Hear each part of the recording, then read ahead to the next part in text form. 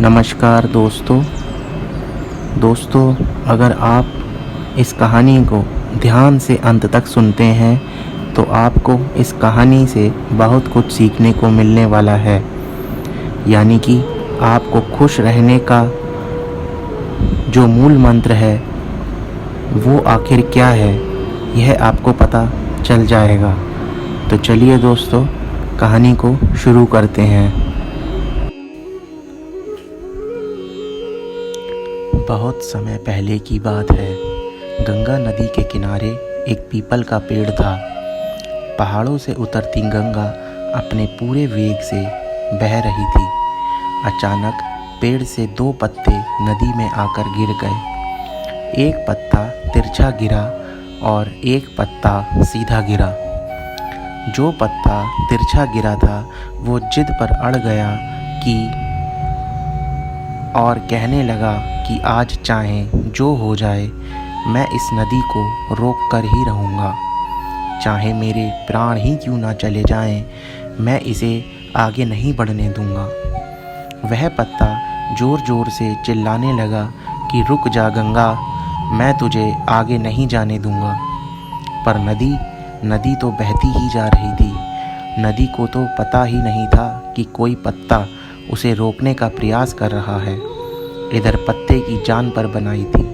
वह लगातार संघर्ष कर रहा था। वो पत्ता नहीं जानता था कि बिना लड़े भी वह जाना था जहाँ थक कर और हार कर पहुँचेगा।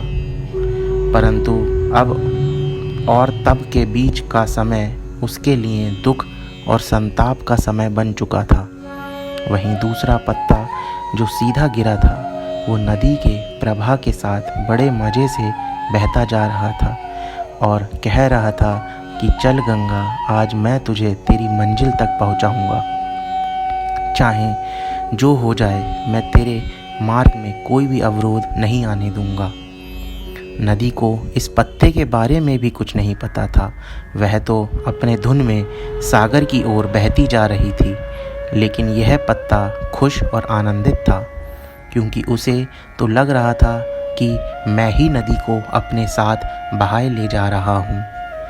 तिरछे पत्ते की तरह सीधे पत्ते को भी यह नहीं पता था कि चाहे वो नदी का साथ दे या नहीं दे, नदी तो वहीं पहुँचेगी जहाँ उसे जाना है। पर अब और तब के बीच का समय उसके लिए आनंद का समय बन चुका था। जो पत्ता नदी से लड़ रहा था उसके जीत का कोई उपाय नहीं था, और जो पत्ता नदी के साथ बहता जा रहा था उसकी हार का कोई उपाय नहीं था। तो दोस्तों, ये कहानी हमें यह सिखाती है कि जिस दिन हम लड़ना छोड़ देते हैं उस दिन से हम जीना शुरू कर देते हैं। जब लड़ना छोड़ देने का अर्थ यह नहीं है कि आप सपने ना देखें या उसके लिए मेहनत करना बंद कर दें, बल्कि लड़ना छोड़ देने का अर्थ यह है कि आप उन चीज़ों की बदलने की कोशिश ना करें जो आपके हाथ में नहीं हैं। यही खुश रहने का मूल मंत्र है। दूसरों को बदलने में अपना जीवन को बर्बाद ना करें, बल्कि खुद को बदलें। तो दोस्तों, ये कहानी आपको कैसी लगी, कृपया यह हमें नीचे कमेंट बॉक्स में कमेंट करके ज़रूर बताएं। धन्यवाद।